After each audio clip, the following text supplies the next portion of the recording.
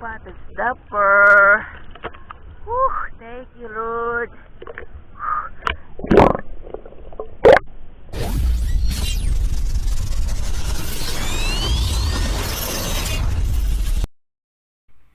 Alright guys, good evening and welcome back to my channel. Welcome to another episode of Spur Fishing Adventure naman guys. Balik isla tayo guys.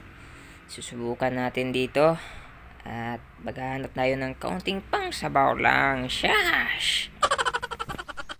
Hindi tayo masyadong nakapamana sa Negros guys. Dahil malayo sa dagat yung amin. Tapos uso yung nakawan ng motorsiklo doon. Kaya minabuti ko na lang magstay sa bahay. So tara, abante na tayo guys. Hanap tayo ng pang-ulam. Shush! Balik dito tayo sa spot. Eto.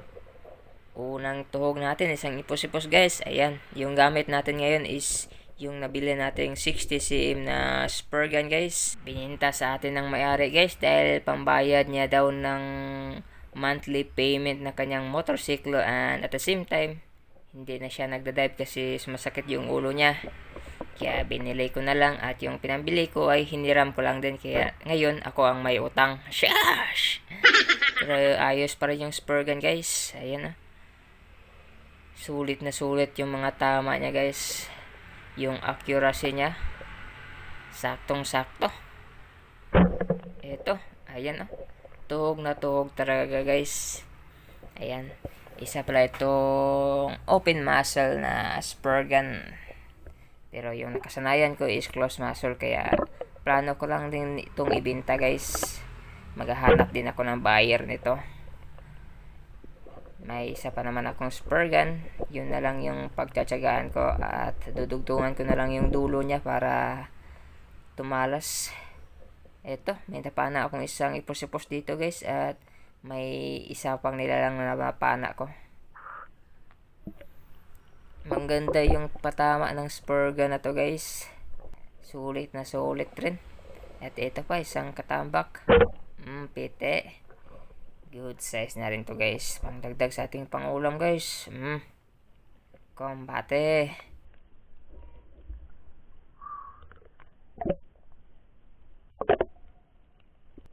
At ito guys, ipos-ipos.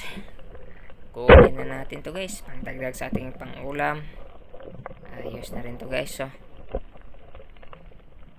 ayan. Kunin natin ang pwedeng pang-ulam guys. Nasa medyo mababaw lang tayo ngayon guys. At ito isang tandan. Ulam na rin to. Kaya dalhin na natin to. At ito pa. Katambak. Kisi-kisi. Pungkag 2 piraso to guys. At itong mas malaki yung inuna ko.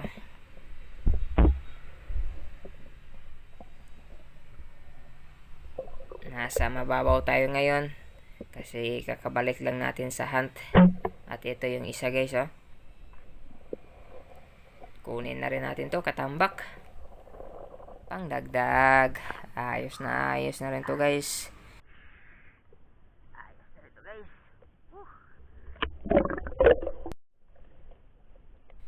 Ito isang spotted snapper yung napansin ko sa ilalim ng bato guys. Ayan. Kisi-kisi. Lagubo.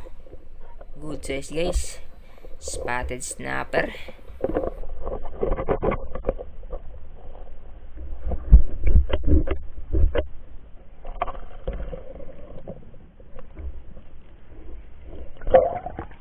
Spotted dapper.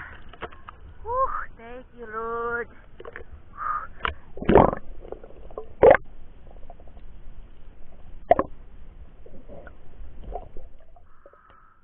Ito pala yung madalas nakikita ni Spiro Arvin guys pag namamana siya. Pero sa ngayon ay hindi siya nakapagpamana since nasira yung flashlight niya. Kaya solo dive ako ngayon. Ito good size na snapper guys oh. Ayos na ayos. Masarap sa sabaw. Shush! Pungkag bahaw. At dito may napansin akong isang tandan nasa ilalim ng bato. Kaya dahan-dahan kong tinulak pa palabas guys. Dahil pag lumubo ito sa loob, mahirap to hilahin. So hayaan lang muna natin na lumabas sa bato at ito. Nakuha ko na. Okay. Bungkag na naman ang bahaw guys. Sigurado yung ginataan nito. 2 pirasong tandan na yung nakita ko guys. Sa Titanic. Ayos. At ito guys, isang katambak. Pinana ko na. And after this, ay umuwi na rin ako guys. Dahil I consider this hunt as my warm up hunt guys. Para babalik yung breath hold natin. So, saglitan lang muna tayo ngayon. So, ito na. Umaho na ako. Ayos na rin to guys. Pangulam lang din yung hinanap ko ngayon. Ayan na. Sari-sari. Tandan. Tambak. Ayos na ayos. Yung snapper natin. Spotted snapper. Good size. Alright.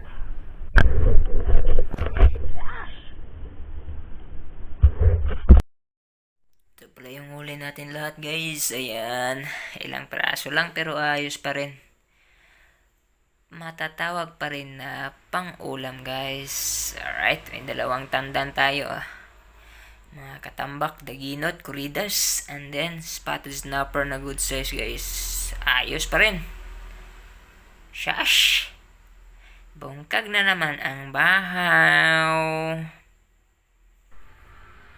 Alright, that's all for this episode guys. Thank you so much for watching and see you next episode. Shash!